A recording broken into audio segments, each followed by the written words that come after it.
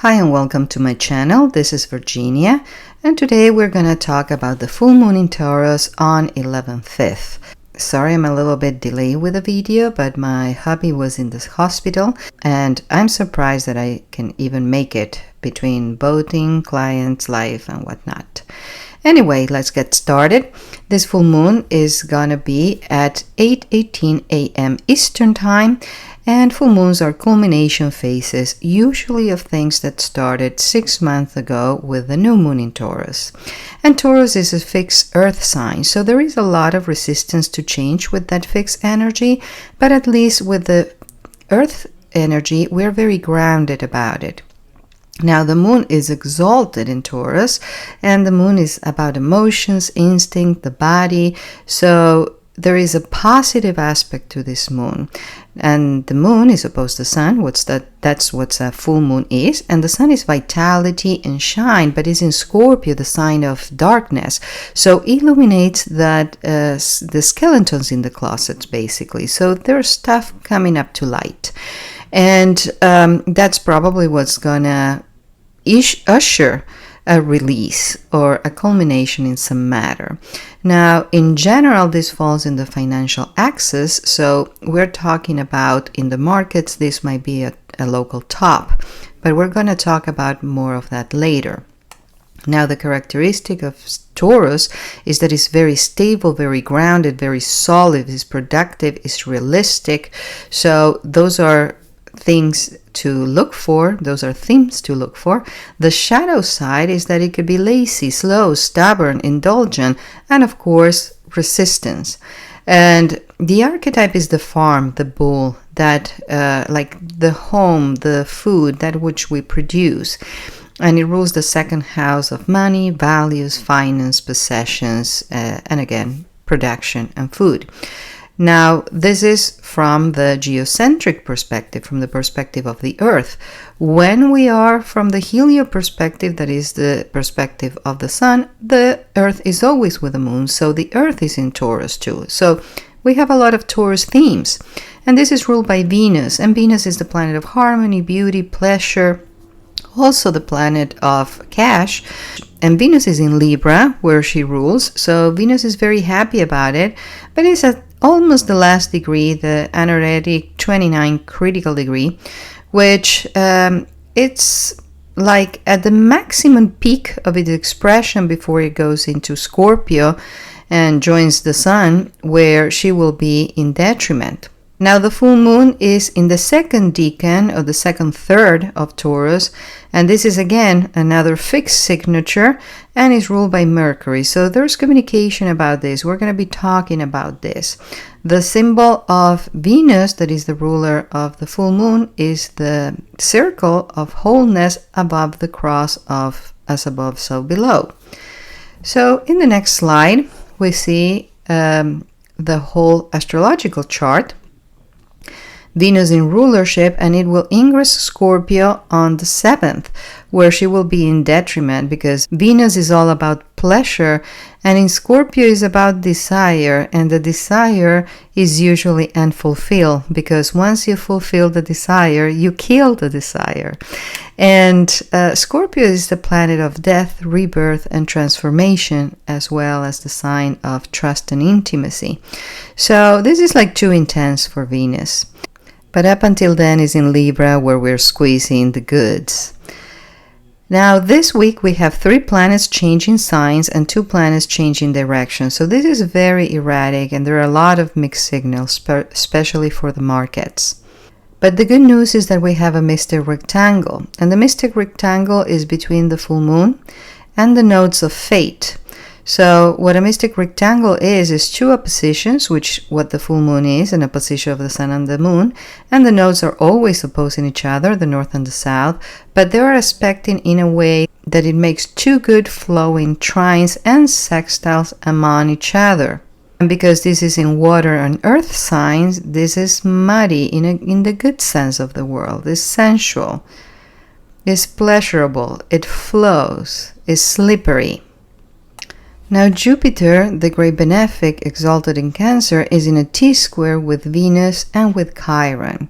Now, the square of Jupiter and Venus can feel like love bombing. There is some kind of pressure that is expecting us to respond, and there is some level of exigence. And on the other hand, the square with Chiron is about our insecurities. So we have to watch for those dynamics of overdoing something because we're expecting something else in return. And same if you're on the other end of the spectrum, if someone is pressuring you to deliver more than you can actually give. And Jupiter is expected to reverse on the 12th. For the collective level, this might imply market reversals. Now, Venus, the planet of love and beauty, is opposed Chiron, which is the wounded healer, and this represents our insecurities. On the collective level, this implies more like market corrections. Venus is also in a quincunx with Neptune, and Neptune is all about illusion, and where we have illusion, we have disillusion. And quincunxes are uncomfortable aspects. They have nothing in common, not what we call a Ptolemaic aspect, because there is no relationship, the planets are not talking, so this is very uncomfortable. We cannot wrap our heads around this. And for the collective, this is confusion in the markets, and the markets don't like confusion. On the 7th, Venus will square Pluto, and Pluto is the big planet of death, rebirth, transformation, is also the planet of wealth and power, and jealousy and manipulation. So on a personal level, this could be very intense.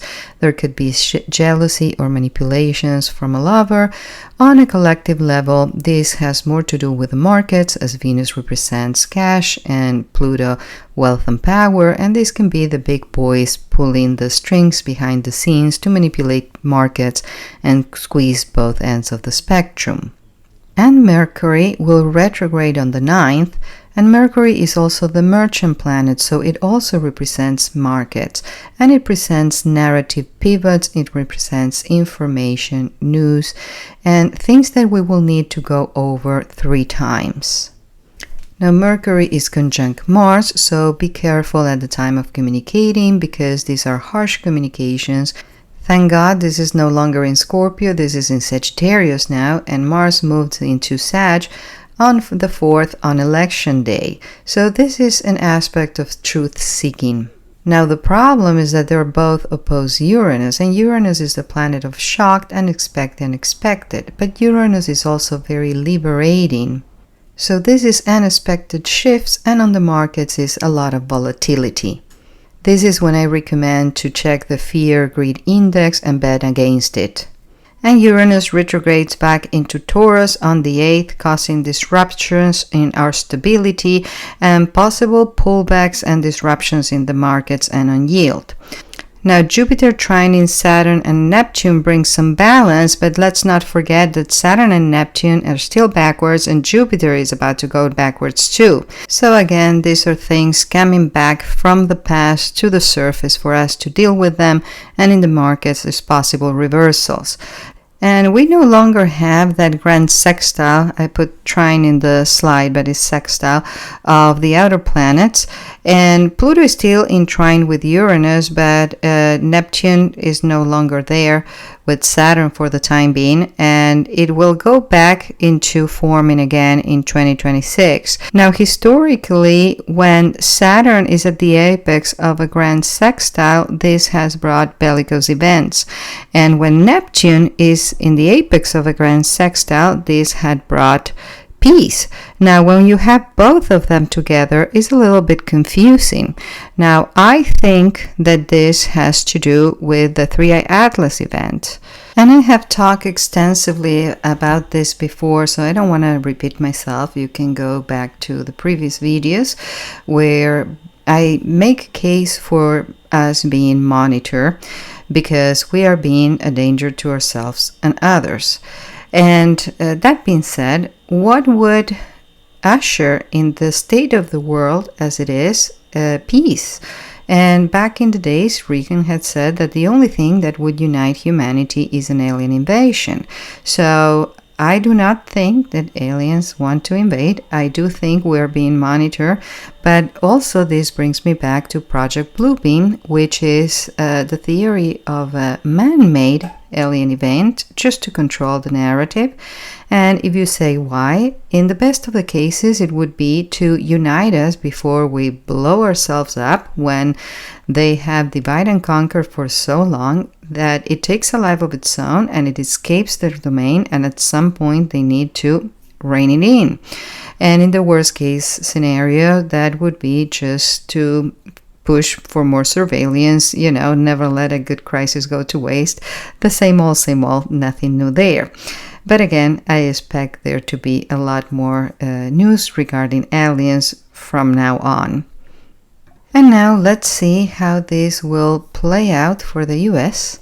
This full moon falls in the 5th house. The 5th house usually is the house of fun, the house of play, recreation, procreation, and creativity. But how does it play in a country's chart? Well, the 5th house is political theater, entertaining, financial speculations, gambling, risk, and there's also a theme regarding youth, children, and celebrities, again, entertainment, and sexuality. So more news about sex, children, and celebrities or people in power. Now, Venus in Libra keeps talking about diplomacy and the money of the government, the budget. And at almost 29 degree, it's a critical degree. There's no money. And we have print ourselves into oblivion, and at some point, things fall by their own weight. And this will show up in the markets mainly next year. And we'll see how it goes, but it doesn't look good. Now, the Sun in Scorpio is more skeletons coming out of those closets, as I mentioned before, and this falls into the 11th house of the collective. But I think that what is happening here is a little bit backwards. Instead of information coming out about the population now is waking up and starting to do their own research, and they are finding the skeletons of the closets of the people in power. And there's a lot going on with Turning Point USA and in the independent investigations that the laymen are doing, and they're bringing to the forefront of all suspicious activities before the death of Charlie Kirk. And with that Mars and Mercury in Sagittarius, this is like the spiritual quest for truth. And with Jupiter that magnifies everything, hitting US Mercury in the 8th house of secrets, darkness, and the things that need to come out to light, this amplifies the information. And this is also related to finances and other people's money. So who's funding who, or who's funding what, or who's funding which agendas. And again, with Jupiter about to go retrograde in the 8th house of financials, this could be a little bit of a challenge. So up until spring next year, right on time for the next eclipse season. And with Saturn and Neptune retrograding Pisces in the 3rd house of neighbors, this has to do with dissolving structures, dissolving boundaries. This has to do with our borders, but also with the information regarding that and other things. And there's a lot of gaslighting because Neptune is delusion. And since everything is retrograde, it brings past issues and reality checks. Again, with Uranus retrograding on the 8th in Taurus in the 6th house of the US, this affects the economy. There's disruptions in the job market, in the service industry, in the health systems. And this is also disruptions in the system, in the grid, in tech, possibly due to AI and possibly in crypto. So we'll see. And as I mentioned before, the so-called 3 days of darkness, they always sound to me like a disruption on the grid. So I wouldn't be surprised. But again, Uranus is there for a long time. And the same with Chiron in Aries in the 4th house of the US, which represents everything that is going on with ice. And the system is not perfect, but there has to be a system. Try to go into any other country anyway, and you will learn about their system, and everybody has to comply. So I don't know why it's such a big deal here in the US. In the background, the US has survived a Pluto return and a Chiron return, and we're heading into a Uranus return, and historically this has been challenging times, and we can all agree that that's not the exception now. And also that Saturn-Neptune conjunction is opposing the USA natal Neptune. So basically there's a lot of confusion and miscommunication, and we are living in a kind of manufactured reality because we're really not being told what's really going on. But I think that will change as of the Saturn-Neptune conjunction as of February next year, where I think that's going to usher a great awakening. And I think that is related to 3i Atlas and alien news. And Pluto, the planet of transformation, continues to be out of bounds, so basically out of control, ushering, or should I say pushing, for that collective Aquarius awakening. And if we see to the right, we have a score of plus 25, which is highly positive, and leading this is Venus by far with diplomacy, love, and fairness. So this is overall auspicious.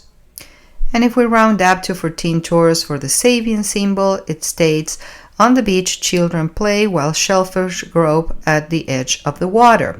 So this points to the interaction between the conscious and the unconscious life. It points to the threshold between two realms, that of the tangible, physical, worldly earth, and then the emotional or psychic depths of water. And the children represent innocence, spontaneity, and creative play in daily life. And the interpretation is that this degree speaks of learning how to coexist both with the playful, conscious self and the instinctual, emotional undercurrents. So it's a balancing act between joy and depth, and saving innocence and instinct, and daylight awareness and Asian memory. So we need to balance it all. It looks like juggling, but actually is flowing. And for the correspondences, this belongs to the Six of Pentacles, which is called the Lord of Success or Lord of Material Success. And it points to generosity, clarity, balance, reciprocity, both prosperity that flows when energy and resources are shared fairly, and the emotional satisfaction from that material stability. It also talks about healing through gratitude and compassion, and to the right balance of give and receive to create harmony. Now, the shadow side of this is when comfort replaces growth, or when giving and receiving is transactional rather than heartfelt, so it loses wholesomeness. And the three herbs to work with this full moon, it has to do with the throat. The slices says Libra, but actually I meant Taurus. Taurus rule the throat. And we're talking about sage that soothes the throat and clears mucus, so is a purifying herb. Marshmallow, which is very mucilaginous and protects the throat lining, is very nurturing and grounding. And licorice, which soothes inflamed throat, so it supports immunity and is very comforting. If you want to work with crystals, three crystals that support the throat chakra are turquoise, which is for self-expression, lapis lazuli, that has to do with wisdom in communication and intuition, and then aquamarine, that calms and soothes the throat and enhances clear communication. And for the horoscopes, the ones who are going to feel this full moon the most are, of course, Taurus, because that's on your sign, and pretty much every fixed sign, so that's Scorpio, Aquarius, and Leo. And the ones who are going to have an easier time with this full moon are the other earth signs, because they're going to be trining. So we're talking about Capricorn and Virgo. So I will quickly go over the horoscopes. And for Aries, this full moon falls in your financial sector, is also the house of self-worth and values in general. So there is a reassessing and probably a reprioritizing of your values, and there's something that you're choosing to leave behind because it just no longer flies. For Taurus, Sun, Moon, or Rising, this falls in your first house of self, and this has to do with your identity, your looks, and your style. So this is all about you. So there's something that it doesn't quite work for you anymore that you're choosing to leave behind. For Gemini, this falls in your 12th house of spirituality, mental health, and is also the house of self-undoing because it's the house of escapism where people get drunk or do drugs, and it's also the house of institutions where people end up in hospitals or in jails. So there's something that you're choosing to leave behind that was actually harming you, and good for you that you're letting it go for good. For Cancer, Sun, Moon, or Rising, this falls in your 11th house of groups and association. This is your friends, your community, your social activities, basically your tribe. It's also your network and money that comes from your career. So whatever is not working out for you in any of those arenas, is good that you're putting an end to it. For Leo, Sun, Moon, or Rising, this falls in your career and reputation sector. So basically, you're either terminating a career project, or you're thinking of letting go of a job and starting a new, or changing your career or even your industry.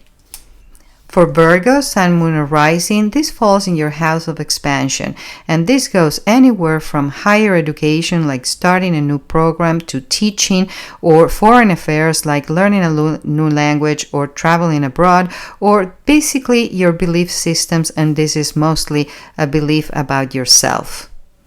For Libra, Sun, Moon, or Rising, this falls in your 8th house of investments and other people's money. Is also the house of trust and intimacy. This is usually money from your partner. So there's something that you have here with someone that you're choosing to wrap up, terminate, or let go. It might be that you're paying off your mortgage, or that you're getting divorced and you're separating your assets, or even that you're receiving an inheritance. For Scorpio, Sun, Moon, or Rising, this falls in your 7th house of partnerships and significant others. Is also the house of legal matters and even public enemies. So basically, you're wrapping up something that has to do either with a business partner or a personal relationship. In legal matters, maybe you're terminating with some kind of case, or you're just getting rid of an enemy. For Sagittarius, Sun, Moon, or Rising, this falls in your 6th house of work and routine, service and health, and also pets. So there's something here that you're changing that probably has to do with your lifestyle, something that it was not healthy, and you're setting the record straight. Maybe work-life balance. For Capricorn, Sun, Moon, or Rising, this falls in your 5th house of fun and joy, creativity, recreation, and procreation. So you're either wrapping up a creative project, or you're terminating with some kind of recreative activity, or maybe you're just terminating with a date, or maybe a kid is leaving the home. For Aquarius, Sun, Moon, or Rising, this falls in your 4th house of home and family. These are roots, and it's also real estate. So you're probably moving or selling a home, or just getting rid of an annoying roommate. Something is changing at home. And finally, for Pisces, Sun, Moon, or Rising, this falls in your 3rd house of communication. Is also the house of learning and writing, and is the house of peers. So either you're letting go of a communication style or the way you communicate with peers, or you're wrapping up some kind of learning program, or maybe you're finishing some kind of writing project. And with that, I will leave you today. I hope that was helpful, but the way I can help you the most is with a private reading, or actually with my customized book. And this is a book about you. Here will go your name, your natal chart, the table of contents, an introduction, my bio, your natal chart, your numerology, then your lunar progressions, and then we have horoscope for a whole year. Other offers of my readings, my contact information, and that's it, folks. Contact me for your copy.